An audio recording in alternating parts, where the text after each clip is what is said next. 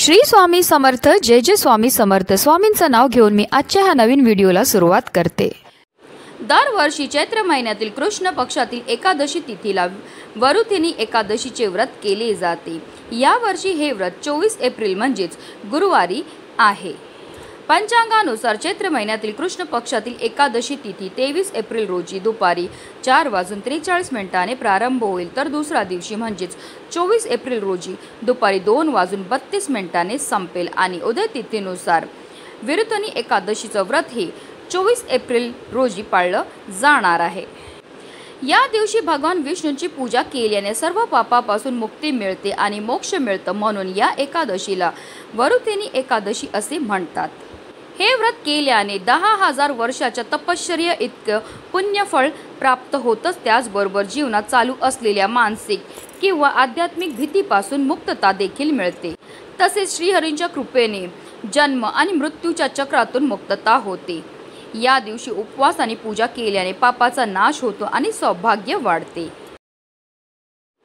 यावेळी वरुथिनी एकादशी गुरुवारी येत आहे, जो स्वतः भगवान विष्णूंना समर्पित दिवस आहे। या दिवशी उपवास केल्याने भगवान विष्णूंचे आशीर्वाद दुप्पट होतात। वरुथिनी एकादशीच्या दिवशी शताभिषा नक्षत्र तसेच ब्रह्मयोग आणि इंद्रयोगाचा शुभ संयोग जुळून येत आहे आणि या शुभ संयोगामध्ये जर आपण काही प्रभावी उपायाने सेवा केल्या तर त्याचं आपल्याला अनंत पटीने पुण्यफळ हे प्राप्त होत असतं। आणि म्हणूनच वरुथिनी एकादशीच्या दिवशी तुम्ही व्रत नाही केलं तरीही चालेल, पण तुळशीला अर्पण करा। फक्त ही एक वस्तू, ही वस्तू अर्पण केल्यामुळे आपल्या 7 पिढ्यांचं दारिद्र्य तर नष्ट होणारच आहे, पण आपल्या संपूर्ण कुटुंबाची भरभरून अशी प्रगती होणार आहे। अतिशय प्रभावी असा हा उपाय आहे, ज्याबद्दल सविस्तर आणि महत्त्वाची अशी माहिती मी तुम्हाला या व्हिडिओमध्ये देणार आहे। तो व्हिडिओ पूर्ण पहा आणि जर तुम्ही माझ्या चॅनलवर नवीन असतील तर चॅनलला सबस्क्राईब करा आणि शेजारी बेल आयकॉनसुद्धा प्रेस करा, जेणेकरून तुम्हाला माझ्या नवनवीन व्हिडिओचं नोटिफिकेशन हे मिळत राहील आणि तुम्ही एक पण व्हिडिओ मिस करणार नाही। आणि कमेंटमध्ये ओम नमो भगवते वासुदेवाय नमः लिहायला अजिबात विसरू नका।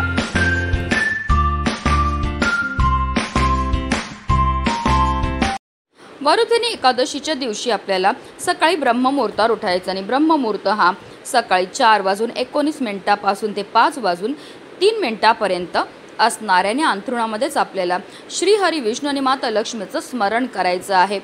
असं म्हटलं जातं, आपण ब्रह्ममुहूर्तावर जे पण कार्य करतो त्यामध्ये आपल्याला अनंत पटीने पुण्यफळ हे प्राप्त होत असतं।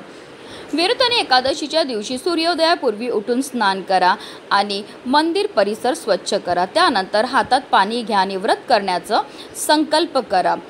सर्वप्रथम देवघरामध्ये आपल्याला दिवा हा प्रज्वलित करून घ्यायचा आहे, कारण कोणतीही सेवा किंवा कोणताही उपाय जर आपण अग्नीच्या साक्षीने केला तर त्यामध्ये आपल्याला निश्चितच सफलताही प्राप्त होत असते। त्यानंतर आपल्याला भगवान विष्णूंची विधीपूर्वक पूजा ही करून घ्यायची आहे। त्यांना चंदनाचा तिळा लावायचा आहे, पिवळी फुलं पिवळी फळं अर्पण करून घ्यायचे। त्याचबरोबर त्यांना सर्वात जास्त प्रिय आहे ते म्हणजे तुळशीचं पत्र, तर आपल्याला तुळशीचं पत्र अर्पण करताना आवर्जून आपल्या मनातली इच्छा बोलून अर्पण करायचं। असं केल्यामुळे आपली कठीणातील कठीण इच्छा सुद्धा पूर्ण होते। त्याचबरोबर त्यांना पंचामृताचा नैवेद्य हा अर्पण करून घ्यायचा। तसेच आपल्याला वरुथिनी एकादशीच्या व्रत कथेचं पठण किंवा श्रवण सुद्धा करायचं, तसेच आरती करून घ्यायची आहे आणि त्यानंतर आपल्याकडनं झालेल्या कळत नकळत चुकांची आपल्याला क्षमा याचनाही करून घ्यायची आहे। अशा रीतीने आपल्याला पूजाही करायची आहे।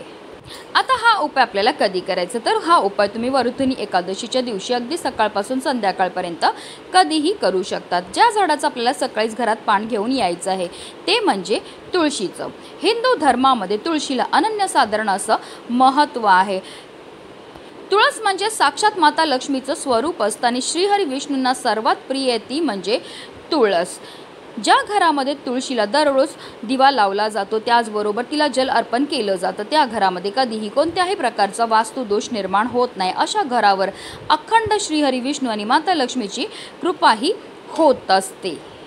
तसेच तुळशीशिवाय श्रीहरी विष्णूंची कोणतीही पूजा पूर्ण मानली जात नाही। जेव्हा आपण श्रीहरी विष्णूंना नैवेद्य अर्पण करणार आहेत आणि त्यामध्ये जर आपण तुळशीचं पत्र ठेवलं नाही तर तो नैवेद्य श्रीहरी विष्णू ग्रहण करत नाही।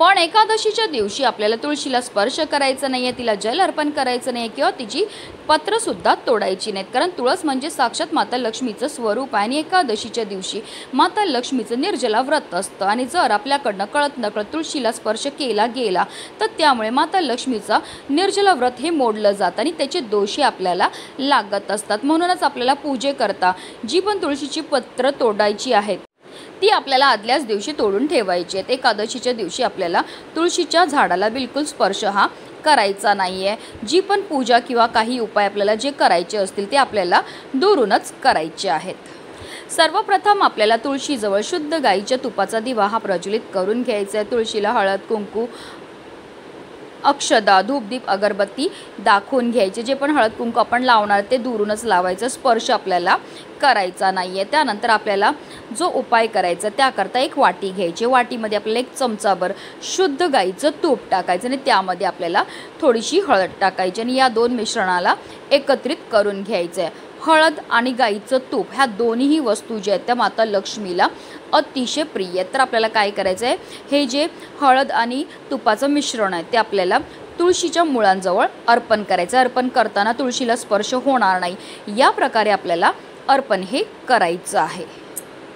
त्यानंतर तुळशीभोवती आपल्याला 11 प्रदक्षिणा ह्या मारायच्यात। प्रदक्षिणा करताना आपल्याला निरंतर ओम नमो भगवते वासुदेवाय नमः या प्रभावी मंत्राचा जप हा करायचा। तर तुमच्या इथे तुळशीभोवती प्रदक्षिणा मारायला जागा नसेल तर तुम्ही स्वतःभोवती प्रदक्षिणा मारल्या तरीही चालणार आहे। त्यानंतर तुळशी मातेच्या इथेच आपल्याला आसन घेऊन बसायचं आणि काही सेवा ह्या करायच्यात। आपल्याला 3 वेळा महालक्ष्मी अष्टकमचं पठण करायचं आहे।